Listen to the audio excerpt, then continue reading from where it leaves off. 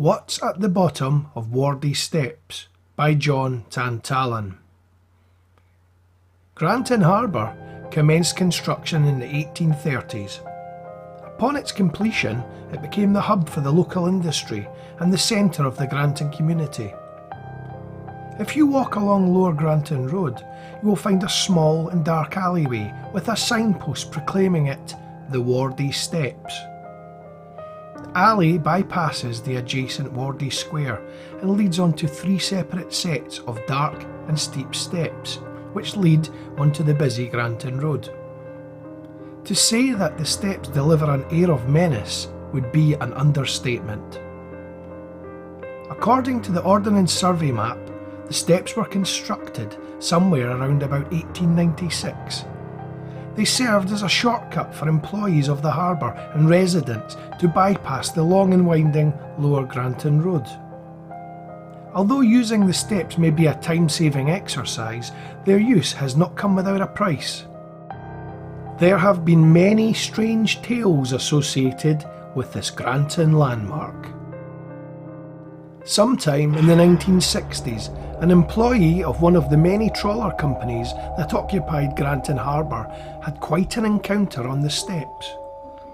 The man left the premises and ventured towards the Wardie Hotel on Lower Granton Road. Partaking in an evening of much indulgence, the harbour employee went later that night. While making his way up the long path which bypasses Wardie Square, he began to ascend the trajectory of the Wardie Steps. Halfway up, the man, now breathless from the ascent, became aware of the sound of heavy footsteps coming towards him. As he turned the corner, the remaining steps came into view. To the surprise of the traveller, nobody travelled down them. He continued to climb the final part of the long and very dark passageway when suddenly he became acutely aware of the noise. The bars set at the top of the steps, a deterrent to employees stealing creels of fish, rang violently by themselves in the dark of night.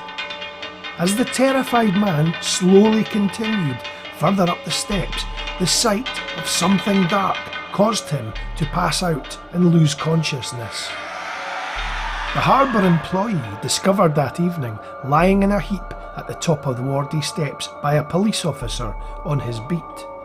Presumed drunk, the man, when regained consciousness, escorted home by the police officer, and his fantastic tale put down to confusion from the evening's debauch.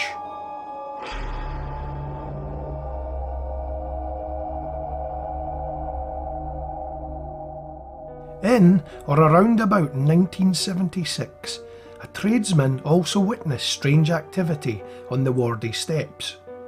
Rab, a plasterer, informs me that he was working in a property halfway down the steps on the weekend. Having finished his tasks that late autumn afternoon, he proceeded to clean his equipment at the front gate of the property.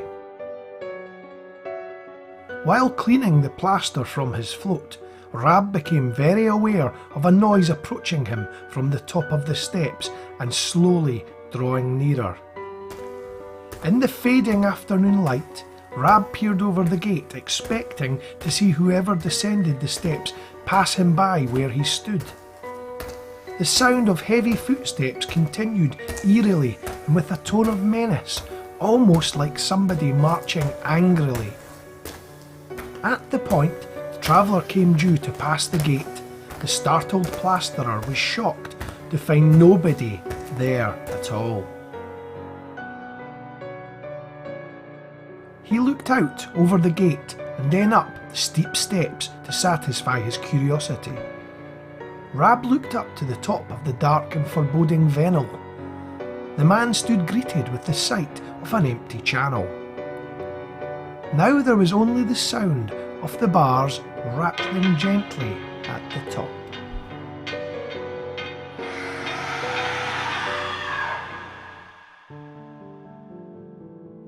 In the late summer months of 1981, a 10-year-old girl became another casualty of the malevolent Wardie Steps.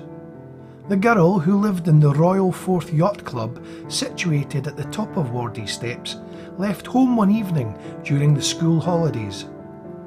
Her parents were the caretakers for the yacht club. They stood tormented continuously by their daughter's persistent lateness that summer. They ordered her to return by 8 p.m. and not a minute later. 8:30 p.m. came and went, and then 9 p.m, but still no sign of their absent daughter. The enraged caretaker and his wife left the large and now pitch-black grounds of the yacht club and began to search. Starting on the Wardie Steps, they called out for her, but there was no reply. Their now concerned voices echoed down the walls of the dark venal, a light breeze blowing up the path. They continued along Lower Granton Road to visit her friend's house on the Wardie Square cottages. Her friend was in the house, and to the parents' horror, both the child and her parents informed them that their daughter had departed over 2 hours ago. They frantically searched the area, calling out through the darkness of the night. The lights from static vessels in the harbour decorated the fading night sky. From the waste ground, running adjacent to the Wardie Steps, both of the now petrified parents heard the sound of a girl whispering to them. Shining the torch down the steep and overgrown patch of ground, they stood confronted by a shape. As they ventured closer, they could now make out that the form amongst the trees and wild shrubbery was their daughter. She was shaking in fear and pointing towards her parents with a shaking hand. The thoroughly relieved couple assisted their muddy but unharmed daughter from the embankment and held her firmly. The shaking girl asked her parents a question before returning to the confines of the Royal Forth Yacht Club. Why the man ringing the bars would not let her up the steps. In August of 1981, the long hot summer holidays finally ended. The children returned to the nearby Wardie school. One child did, however, not return to begin the term. Her parents had terminated their post of caretakers of Forth Yacht Club and moved away, never to be seen or heard of in the area ever again.